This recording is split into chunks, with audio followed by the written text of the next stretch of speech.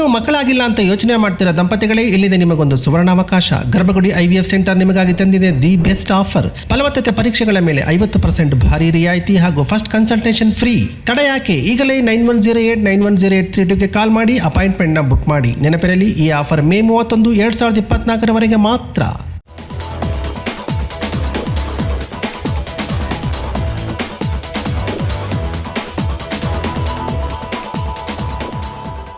Hi friends, ಇದು mastmaga.comನ international bulletin ಸುತ್ತು ಜಗತ್ತು. ನಾನು ಅಮರ್ ಪ್ರಸಾದ್. ಕೋವಿಡ್ ವ್ಯಾಕ್ಸಿನ್ ವಿಚಾರ. ಭಾರತದಲ್ಲಿ 106 ಕೋಟಿ ಜನ ಈ ವ್ಯಾಕ್ಸಿನನ್ನು ಹಾಕಿಸ್ಕೊಂಡ್ರಲ್ಲ, ಒಂದು ಶಾಕಿಂಗ್ ವಿಚಾರ ಹೊರಬಂದಿದೆ. ಅದರಲ್ಲೂ ಕೂಡ ಭಾರತದಲ್ಲಿ ನಾವೆಲ್ಲ ಹಾಕಿಸಿಕೊಂಡ ವ್ಯಾಕ್ಸಿನ್ಗೆ ಸಂಬಂಧಪಟ್ಟಂತೆಯೇ ಕೋವಿಶೀಲ್ಡ್ ವ್ಯಾಕ್ಸಿನ್ನ ಡೆವಲಪ್ ಮಾಡಿದ ಬ್ರಿಟನ್ ಸ್ವೀಡಿಷ್ ಕಂಪನಿ ಆಸ್ಟ್ರಾಜೆನಕಾ ಮತ್ತು ಆಕ್ಸ್ಫರ್ಡ್ ಸೇರಿಕೊಂಡು ಡೆವಲಪ್ ಮಾಡಿದ್ದು. ಆಸ್ಟ್ರಾಜೆನಕಾ ಮೇನ್ ರೋಲ್ ನಿಭಾಯಿಸಿತ್ತು ಅದನ್ನು ಪ್ರೊಡ್ಯೂಸ್ ಮಾಡೋ ವಿಚಾರಕ್ಕೆ ಸಂಬಂಧಪಟ್ಟಂತೆ. ಈಗ ಈ ಆಸ್ಟ್ರಾಜೆನಕಾ ಇದೇ ಮೊದಲ ಬಾರಿಗೆ ತನ್ನ ವ್ಯಾಕ್ಸಿನ್ನಿಂದ ಅಪರೂಪಕ್ಕೆ ಕೆಲವೊಮ್ಮೆ ಸೈಡ್ ಎಫೆಕ್ಟ್ಸ್ ಉಂಟಾಗಿರಬಹುದು ಅಂತ ಕೋರ್ಟ್ನಲ್ಲಿ ಒಪ್ಕೊಂಡಿದೆ. ಆಕ್ಸ್ಫರ್ಡ್ ಯೂನಿವರ್ಸಿಟಿ ಜೊತೆಗೂಡಿ ಆಸ್ಟ್ರಾಜೆನಕಾ ಕೋವಿಡ್ ಲಸಿಕೆಯನ್ನು ಕಂಡುಹಿಡಿದಿತ್ತು. ಇದನ್ನು ಜಗತ್ತಿನಾದ್ಯಂತ ಕೋವಿಶೀಲ್ಡ್ ಹಾಗೂ ವ್ಯಾಕ್ಸರ್ವಿಯಾ ಅನ್ನೋ ಹೆಸರಲ್ಲಿ ಬಳಸಲಾಗಿತ್ತು. ಭಾರತದಲ್ಲಿ ಕೋವಿಶೀಲ್ಡ್ ಅನ್ನು, ಇದೇ ಲಸಿಕೆಯನ್ನು ಮಾಸ್ ಪ್ರೊಡಕ್ಷನ್ ಮಾಡಿತ್ತು ಸೀರಮ್ ಇನ್ಸ್ಟಿಟ್ಯೂಟ್ ಆಫ್ ಇಂಡಿಯಾ. ಸುಮಾರು 174 ಕೋಟಿ ಡೋಸ್ ಕೋವಿಶೀಲ್ಡ್ ಲಸಿಕೆಯನ್ನು ಭಾರತದಲ್ಲಿ ಜನರಿಗೆ ಹಾಕಲಾಗಿತ್ತು.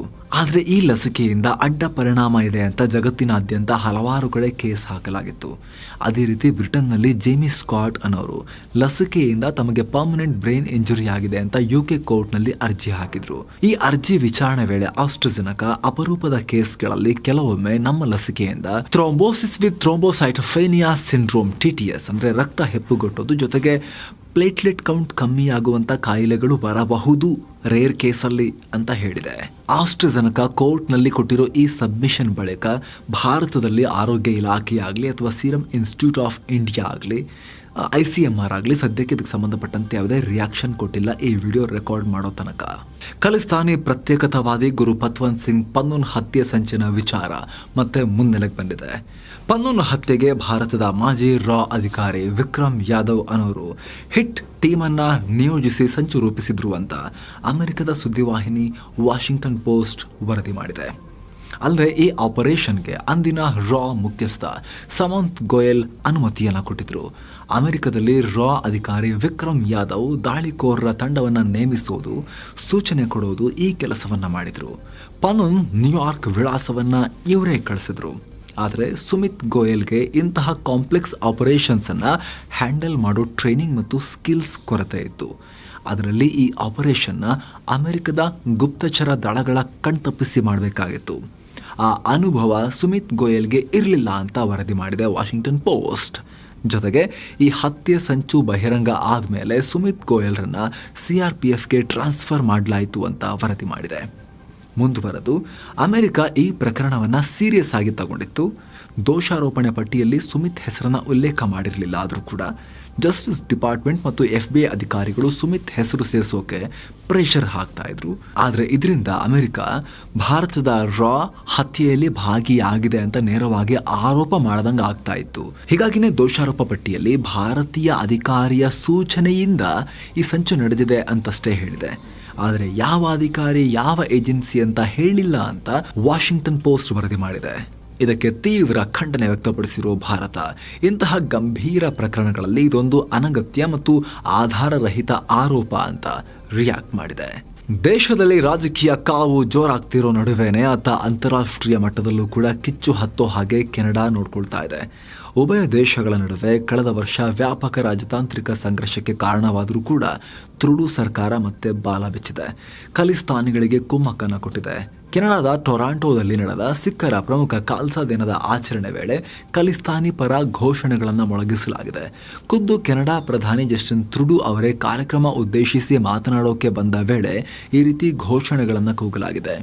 ಈ ಸಂದರ್ಭದಲ್ಲಿ ಕೆನಡಾದ ವಿರೋಧ ಪಕ್ಷ ಕನ್ಸರ್ವೇಟಿವ್ ಪಾರ್ಟಿಯ ಪೆರೆ ಪಾಲಿವೆರ್ ಹಾಗೂ ನ್ಯೂ ಡೆಮೊಕ್ರೆಟಿಕ್ ಪಾರ್ಟಿಯ ನಾಯಕ ಜಗನೀತ್ ಸಿಂಗ್ ಕೂಡ ಭಾಗಿಯಾಗಿದ್ದರು. ಖಲಿಸ್ತಾನ್ ಪರ ಘೋಷಣೆಗಳನ್ನು ಕೂಗದಂತೆ ಟ್ರೂಡೋ ನೆರೆದಿದ್ದವರಿಗೆ ತಾಕೀತು ಮಾಡೇ ಇಲ್ಲ. ನಿಮ್ಮ ಹಕ್ಕುಗಳ ರಕ್ಷಣೆಗೆ ನಾವು ಕಮಿಟೆಡ್ ಆಗಿದ್ದೀವಿ ಅಂತ ಹೇಳಿಕೆಯನ್ನು ಕೊಟ್ಟು ಭಾರತದ ಕಣ್ಣಿಗೆ ಕೈ ಹಾಕೋ ಕೆಲಸವನ್ನು ಕೆನಡಾ ಮಾಡಿದೆ. ಟ್ರೂಡೋ ಮಾಡಿದ್ದಾರೆ. ಕೆನಡಾ ಸರ್ಕಾರ ಖಲಿಸ್ತಾನಿಗಳ ಪರ ಅನ್ನೋ ಸಂದೇಶವನ್ನ ಈ ತುರುಡು ರವಾನಿಸಿದ್ದಾರೆ. ಕೆನಡಾದ ಈ ನಡೆಗೆ ಭಾರತ ತೀವ್ರ ಆಕ್ಷೇಪ ವ್ಯಕ್ತಪಡಿಸಿದೆ. ಕೆನಡಾದ ಡೆಪ್ಯೂಟಿ ಹೈಕಮಿಷನರ್ಗೆ ಸಮನ್ಸ್ ನೀಡಿ ಭಾರತ ತುರುಡು ವರ್ತನೆ ವಿರುದ್ಧ ಖಂಡನೆ ವ್ಯಕ್ತಪಡಿಸಿದೆ. ದಶಕಗಳ ಕಾಲ ಯುದ್ಧ ಹಾಗೂ ಹಿಂಸಾಚಾರದಲ್ಲಿ ಹೊತ್ತಿ ಉರಿದ ಅಫ್ಘಾನಿಸ್ತಾನದಲ್ಲಿ ಈಗ ಟೂರಿಸಂ ಮೊಳಕೆ ಹೊಡಿತಾ ಇದೆ. ಟೂರಿಸಂನಿಂದ ತಮ್ಮ ಆರ್ಥಿಕತೆಗೆ ಏನಾದರೂ ಗಿಟ್ಟಿಸಬೇಕು ಅಂತ ತಾಲಿಬಾನ್ ಪ್ರವಾಸಿಗರನ್ನ ಓಲೈಸೋಕೆ ಪ್ರಯತ್ನ ಪಡ್ತಾ ಇದೆ. ಇದಕ್ಕಾಗಿ ಈಗ ತಾಲಿಬಾನ್ ಕಾಬೂಲ್ನಲ್ಲಿ ಟೂರಿಸಂ ಟ್ರೈನಿಂಗ್ ಕ್ಲಾಸ್ಗಳನ್ನು ಶುರು ಮಾಡಿದೆ. ಇಲ್ಲಿ ಹಾಸ್ಪಿಟಾಲಿಟಿ ಕೋರ್ಸ್ಗಳನ್ನು ಹೇಳಿಕೊಡ್ತಾರಂತೆ. ಅಫ್ಘಾನಿಸ್ತಾನದ ಇತಿಹಾಸ, ಸಂಸ್ಕೃತಿ, ಕಲೆ ಮತ್ತಿತರ ವಿಚಾರಗಳ ಬಗ್ಗೆ ಪಾಠ ಹೇಳಲಾಗತ್ತಂತೆ. ಅಲ್ಲದೆ ವಿದೇಶಿ ಮಹಿಳೆಯರು ಬಂದಾಗ ಅವ್ರನ್ನ ಹೇಗೆ ಟ್ರೀಟ್ ಮಾಡಬೇಕು ಅನ್ನೋ ಕೋರ್ಸ್ ಕೂಡ ಇದೆಯಂತೆ. ವಿದೇಶಿ ಮಹಿಳೆಯರಿಗೆ ಮಾತ್ರನ, ದೇಸಿ ಮಹಿಳೆಯರಿಗೆ ಅವರ ದೇಶದ ಮಹಿಳೆಯರನ್ನ ಹೇಗೆ ಟ್ರೀಟ್ ಮಾಡಬೇಕು ಅಂತ ಕೋರ್ಸ್ ಕೂಡ ಇಟ್ಟಿದ್ರೆ ಚೆನ್ನಾಗಿರ್ತಿತ್ತು ಅಂತ ಕಾಣುತ್ತೆ. ಇರಲಿ. ಅಂದ ಹಾಗೆ ಇತ್ತೀಚಿನ ದಿನಗಳಲ್ಲಿ ಅಫ್ಘಾನಿಸ್ತಾನಕ್ಕೆ ಭೇಟಿ ನೀಡೋ ಪ್ರವಾಸಿಗರ ಸಂಖ್ಯೆ ಸ್ವಲ್ಪ ಇಂಪ್ರೂವ್ ಆಗ್ತಾ ಇದೆ. 2021ರಲ್ಲಿ 691 ಜನ ಪ್ರವಾಸಿಗರು ಅಫ್ಘಾನಿಸ್ತಾನಕ್ಕೆ ಭೇಟಿ ನೀಡಿದರು. 2022ರಲ್ಲಿ 2300 ಜನಕ್ಕೆ ಏರಿಕೆಯಾಗಿದೆ.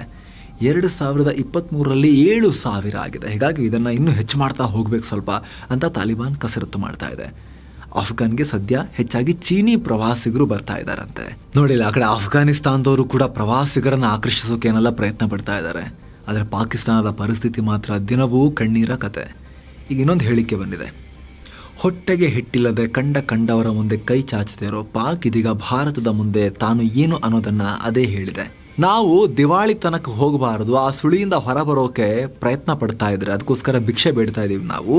ಆದರೆ ಆ ಕಡೆ ಭಾರತ ನೋಡಿ ಸೂಪರ್ ಪವರ್ ಸ್ಥಾನಮಾನಕ್ಕೋಸ್ಕರ ಫೈಟ್ ಮಾಡ್ತಾ ಇದೆ ಅಂತ ಪಾಕ್ನ ವಿಪಕ್ಷ ನಾಯಕ ಮೌಲಾನಾ ಫಜಲುರ್ ರೆಹಮಾನ್ ಹೇಳಿದ್ದಾರೆ.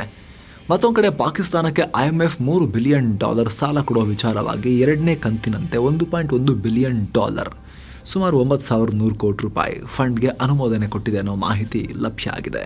ಭಾರತ ಭೇಟಿಗೆ ಚಕ್ಕರ್ ಹೇಳಿ ಶತ್ರು ರಾಷ್ಟ್ರ ಚೀನಾಗೆ ಹೋಗಿದ್ದ ಎಲಾನ್ ಮಸ್ಕ್ ನಡೆ ಹಿಂದೆ ಈಗ ಸ್ಟ್ರಾಟಜಿಕ್ ಹೆಜ್ಜೆಯಾಗಿತ್ತು ಇದು ಅನ್ನೋದು ಗೊತ್ತಾಗ್ತಾ ಇದೆ. ಯಾಕಂದರೆ ಮಸ್ಕ್ ಭೇಟಿ ವೇಳೆ ಟೆಸ್ಲಾ ಚೀನಾದಲ್ಲಿ ಇಂಪಾರ್ಟೆಂಟ್ ಸೆಕ್ಯೂರಿಟಿ ಟೆಸ್ಟ್ ಒಂದನ್ನು ಪಾಸ್ ಮಾಡಿಕೊಂಡಿದೆ. ಚೀನಾದ ಟೆಸ್ಲಾ ಕಾರುಗಳಲ್ಲಿ ಡ್ರೈವರ್ ಅಸಿಸ್ಟೆನ್ಸ್ ಸಾಫ್ಟ್ವೇರ್ ಅಳವಡಿಸೋಕೆ ಟೆಸ್ಲಾ ಒಂದಿಷ್ಟು ಟೆಸ್ಟ್ಗಳನ್ನು ಪಾಸ್ ಮಾಡ್ಕೋಬೇಕಾಗಿತ್ತು. ಯಾಕಂದರೆ ಟೆಸ್ಲಾ ಅಮೆರಿಕನ್ ಕಂಪನಿ, ಸಹಜವಾಗಿ ಚೀನಾಗೆ ಡೇಟಾ ಕನ್ಸರ್ನ್ಸ್ ಇದ್ದೇ ಇರುತ್ತೆ. ಆದರೆ ಮಸ್ಕ್ ಈ ಭೇಟಿ ವೇಳೆ ಆ ಕಳವಳಗಳನ್ನು ಕ್ಲಿಯರ್ ಮಾಡಿದ್ದಾರೆ. ಟೆಸ್ಲಾಗೆ ಕ್ಲಿಯರೆನ್ಸ್ ಸರ್ಟಿಫಿಕೇಶನ್ ಸಿಕ್ಕಿದೆ. ಹೀಗಾಗಿ ಟೆಸ್ಲಾ ಈಗ ಚೈನಾದಲ್ಲೂ ಕೂಡ ಸೆಲ್ಫ್ ಡ್ರೈವಿಂಗ್ ಕಾರುಗಳನ್ನು ಓಡಿಸಬಹುದು. ಈ ಮೂಲಕ ಚೀನಾದಲ್ಲಿ ಕುಸಿತಾ ಇದ್ದ ಟೆಸ್ಲಾ ಮಾರ್ಕೆಟ್ ಶೇರ್ಗೆ ಒಂದಿಷ್ಟು ಬೂಸ್ಟ್ ಸಿಕ್ಕಂತಾಗುತ್ತೆ. ಅತ್ತ ಗಾಜಾದಲ್ಲಿ ಯುದ್ಧ ನಡೀತಾ ಇದ್ರೆ ಅದನ್ನ ಖಂಡಿಸಿ ಅಮೆರಿಕದ ಪ್ರತಿಷ್ಠಿತ ಯೂನಿವರ್ಸಿಟಿಗಳಲ್ಲಿ ಪ್ಯಾಲೆಸ್ತೈನ್ ಪರ ಪ್ರತಿಭಟನೆಗಳು ಜೋರಾಗ್ತಾ ಇವೆ. ಇದರ ಭಾಗವಾಗಿ ಲಾಸ್ ಏಂಜಲೀಸ್ನ ಕ್ಯಾಲಿಫೋರ್ನಿಯಾ ಯೂನಿವರ್ಸಿಟಿಯಲ್ಲಿ ಪ್ರತಿಭಟನೆ ವೇಳೆ ವಿದೇಶಿ ವಿದ್ಯಾರ್ಥಿಯೊಬ್ಬ ಕೈಯಲ್ಲಿ ಯಹೂದಿ ರಾಷ್ಟ್ರ ಇಸ್ರೇಲ್ನ ಫ್ಲಾಗ್ ಚಿಹ್ನೆ ಎಲ್ಲ ಹಿಡ್ಕೊಂಡು ಜೈ ಶ್ರೀರಾಮ್ ಅಂತ ಘೋಷಣೆಗೆ ಹೋಗಿದ್ದಾನೆ. ಈ ಬಗ್ಗೆ ಸೋಷಿಯಲ್ ಮೀಡಿಯಾದಲ್ಲಿ ವಿಡಿಯೋ ವೈರಲ್ ಆಗಿದೆ. ಈತ ಮೂಲತಃ ಪಾಕಿಸ್ತಾನದ ಇನ್ಫ್ಲೂಯೆನ್ಸರ್ ಶಯನ್ ಅಲಿ ಆಗಿದ್ದು, ISI ಮತ್ತು ಪಾಕ್ ಏಜೆನ್ಸಿಗಳ ಕಿರುಕುಳದಿಂದ ಬೇಸತ್ತು ತಾನು ಹಿಂದೂ ಧರ್ಮಕ್ಕೆ ಕನ್ವರ್ಟ್ ಆಗಿದ್ದೀನಿ ಅಂತ ಹೇಳ್ಕೊಂಡಿದ್ದಾನೆ. ಅಲ್ಲದೆ ತನ್ನ ಹೆಸರನ್ನ ಶಯನ್ ಕೃಷ್ಣ ಅಂತ ಚೇಂಜ್ ಕೂಡ ಮಾಡ್ಕೊಂಡಿದ್ದಾನೆ. ತನ್ನ ಪ್ರೊಫೈಲ್ನಲ್ಲಿ ಹಲವಾರು ಸಲ BJP ಶಾಲ್ ಹಾಕೊಂಡು ಕೂಡ ಈತ ಪೋಸ್ಟ್ ಹಾಕಿದ್ದಾನೆ. ಈಗ ಇಸ್ರೇಲ್ ಪರ ಪ್ರತಿಭಟನೆಯಲ್ಲಿ ಭಾಗಿಯಾಗಿ ಕೈಯಲ್ಲಿ ಇಸ್ರೇಲ್ ಚಿಹ್ನೆಗಳನ್ನೆಲ್ಲ ಹಿಡ್ಕೊಂಡು ಜೈ ಶ್ರೀರಾಮ್ ಅಂತ ಘೋಷಣೆಯನ್ನು ಕೂಗಿ ಈ ಮನುಷ್ಯ ಈಗ ಫುಲ್ ವೈರಲ್ ಆಗಿದ್ದಾನೆ. ಗಾಜಾ ಯುದ್ಧಕ್ಕೆ ಸಂಬಂಧಪಟ್ಟಂತೆ ಇಸ್ರೇಲ್ ಪ್ರಧಾನಿ ಬೆಂಜಮಿನ್ ನೆತನ್ಯಾಹು ಇಂಟರ್ನ್ಯಾಷನಲ್ ಕ್ರಿಮಿನಲ್ ಕೋರ್ಟ್ನಿಂದ ಅರೆಸ್ಟ್ ವಾರೆಂಟ್ಗಳನ್ನು ಫೇಸ್ ಮಾಡಬೇಕಾಗಿದೆ. ನೆತನ್ಯಾಹು ಜೊತೆಗೆ ಇಸ್ರೇಲ್ನ ರಕ್ಷಣಾ ಸಚಿವ ಯೋವ್ ಗ್ಯಾಲಂಟ್ ಹಾಗೂ ಇಸ್ರೇಲ್ ಅಧಿಕಾರಿಗಳನ್ನು ಕೂಡ ಕೆಲವರನ್ನ ಅರೆಸ್ಟ್ ವಾರೆಂಟ್ನಲ್ಲಿ ಉಲ್ಲೇಖ ಮಾಡಲಾಗಿದೆ ಅಂತ ಮಾಹಿತಿ ಲಭ್ಯ ಆಗಿದೆ. ಮಹಿಳೆಯರ ಮೇಲಿನ ದೌರ್ಜನ್ಯವನ್ನ ತಮ್ಮ ದೇಶದ ರಾಷ್ಟ್ರೀಯ ಬಿಕ್ಕಟ್ಟು ಅಂತ ಆಸ್ಟ್ರೇಲಿಯಾ ಪ್ರಧಾನಿ ಆಂಟನಿ ಅಲ್ಬನೀಸ್ ಘೋಷಿಸಿದ್ದಾರೆ. ಸಿಡ್ನಿಯಂತಹ ಆಸ್ಟ್ರೇಲಿಯಾದ ಪ್ರಮುಖ ನಗರಗಳಲ್ಲಿ ಮಹಿಳೆಯರ ಮೇಲೆ ದೌರ್ಜನ್ಯಗಳು ಹೆಚ್ಚಾಗ್ತಾ ಇದೆ. ಈ ವರ್ಷವಂತೂ ಪ್ರತಿ 4 ದಿನಕ್ಕೊಬ್ಬರು ಮಹಿಳೆಯರು ದೌರ್ಜನ್ಯಕ್ಕೆ ಬಲಿಯಾಗ್ತಾ ಇದ್ದಾರೆ. ಹೀಗಾಗಿ ಆಂಟನಿ ಈ ಕ್ರಮ ಕೈಗೊಳ್ತಾ ಇದ್ದೀವಿ ಅಂತ ಹೇಳಿದ್ದಾರೆ. ಧಾರಾಕಾರ ಮಳೆ ಸುರಿದು ಡ್ಯಾಮೇ ಒಡೆದು ಹೋಗಿ ಪ್ರವಾಹ ಉಂಟಾಗಿ 42 ಜನ ಕನಿಷ್ಠ ಪ್ರಾಣ ಕಳ್ಕೊಂಡಿರೋ ಘಟನೆ ಕೆನ್ಯಾದಲ್ಲಿ ಆಗಿದೆ. ಕಳೆದೊಂದು ವಾರದಿಂದ ಭಾರಿ ಪ್ರಮಾಣದಲ್ಲಿ ಮಳೆ ಸುರಿದು ಮೈಮಾಹಿಯು ಅನ್ನೋ ಪ್ರದೇಶದಲ್ಲಿ ಡ್ಯಾಂ ಒಡೆದಿದ್ದು ನೀರಿನಲ್ಲಿ ಸಿಲುಕಿದ ಅವಶೇಷಗಳನ್ನ ಹೊರತೆಗೆಯುವ ಕೆಲಸ ಕಂಟಿನ್ಯೂ ಮಾಡಲಾಗಿದೆ. ಇನ್ನು ಭಾರಿ ಪ್ರಮಾಣದಲ್ಲಿ ಸುಂಟರ ಗಾಳಿ ಬೀಸಿದ ಪರಿಣಾಮ ಕನಿಷ್ಠ 4 ಮೃತಪಟ್ಟಿರುವ ಘಟನೆ ಅಮೆರಿಕದ ಒಕ್ಲಹಾಮಾದಲ್ಲಿ ಆಗಿದೆ.